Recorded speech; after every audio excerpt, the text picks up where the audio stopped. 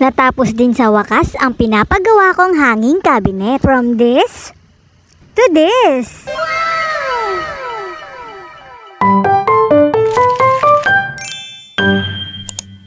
Nagsimula nga sila sa pagpapahid ng waterproofing. At kung makikita nyo, rough lang ang pagkaka-finishing ng kusina namin. Lalagyan na lang yan ng skim coat. Habang si Tito Joel naman ay nagkakat na ng mga plyboard. Nasukat niya na kasi yan noong nakaraang linggo pa. Wala pang ang tanghali ay ifinipit na nila ang nabuong base ng cabinet. Kung makikita ninyo ay naka-rough finishing lang din ang ilalim ng aming lababo. Palalagyan din natin yan ng waterproofing at ng skim coat. Pati na nga rin itong side na ito ng lababo ay ipapa-finishing na rin natin at palalagyan ng skim coat. At ito na nga ang kanilang natapos sa day 1. Mabilis at maayos din naman silang gumawa. At sa day 2 naman ay buo na ang cabinet. Napinturahan na rin siya ng first coat. Ililiha daw yan at bago pinturahan ng final coat para makintab. At na-wrap finishing na rin nila itong side na ito ng lababo. At sa day 3 ito tapos na siya, makintab na ang pintura at meron ng wood handle. Namasilyahan na rin itong side na ito ng lababo. Umuliwalas ng tignan itong side na ito. At pati nga ang ilalim ay namasilyahan na rin. Kikinis pala ang pader kahit wrap finishing lang, no? Basta i-skim coat or mamasilyahan. Hahanap lang talaga kayo ng mapagkakatiwalaan na gagawa. Tuwang-tuwa nga rin ako sa cabinet na ito. Kasi para siyang automatic door. Itutulak mo lang at dahan-dahan na lang siyang kusang magsasara. Ang aesthetic ng wood handle na ito. Nabili ko lang yan sa online at nasa comment section ang link. Baka kasi gusto mo nang palitan ng handle ng cabinet mo. Sobrang natutukso na talaga akong bumili nung nag-trending na cabinet. Tagwa 1,000 plus lang yun, pero alam kong hindi yun sasakto dito sa area ng kitchen ko. At dahil advance ako mag-isip, yung bonus ni Mister ay in-advance ko na. Ayan, pinampagawa ko ng cabinet. Kahit pa kunti-kunti, may progress tayo. Dahan-dahan lang, at least umuusad naman tayo. Yun lang mga jay, bye-bye!